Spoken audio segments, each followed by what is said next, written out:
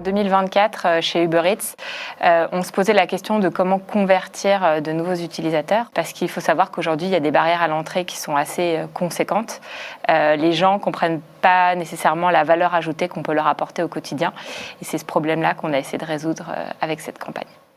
Ce constat qu'on n'arrivait pas quelque part à recruter de nouveaux consommateurs sur Uber Eats, on s'est dit ça c'est parce que peut-être la manière dont on raconte la marque ou la valeur qu'on lui attribue est trop systématiquement la même, et que nous on l'a pris comme comment est-ce que j'apporte un éclairage sur Uber Eats qui est différent de celui auquel on est habitué, et si possible dans notre cas, comment est-ce que je raconte quelque chose d'un peu contre-intuitif par rapport à cette marque, parce qu'on se dit que la valeur de la contre-intuitivité c'est qu'en fait qu'a priori elle interpelle.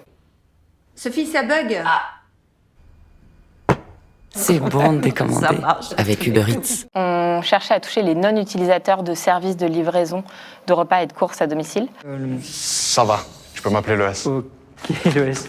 Spécifiquement en dehors de ce qu'on appelle les zones matures, donc des zones qui sont plutôt les banlieues ou les petites agglomérations en France. Donc on a eu un plan média en 2 phases, très masse et aussi événementialisé, avec beaucoup de télé, notamment autour des primes, complété en fait par de la bivode et des formats un peu plus événementiels. Tout un plan aussi média vidéo avec YouTube. Non, on va pas pouvoir venir, on est coincé sur la route là. Et des réseaux sociaux aussi également événementialisés. Avec Uber Eats. La personnalisation au niveau local, elle est venue plus dans la 2e phase, en rajoutant la radio, qu'on va jouer aussi au niveau local, l'OOH et le DOH qui vont travailler en complémentarité. Pour moi, les ingrédients du succès, il y en a plusieurs. Le premier, c'est je pense le concept créatif. Ces 2 notions ensemble, ça frotte et donc c'est intéressant. Et puis après, je pense qu'il y a aussi le choix d'exécution et notamment le recours à des stars, et des stars qu'on voit assez peu en publicité. Sophie.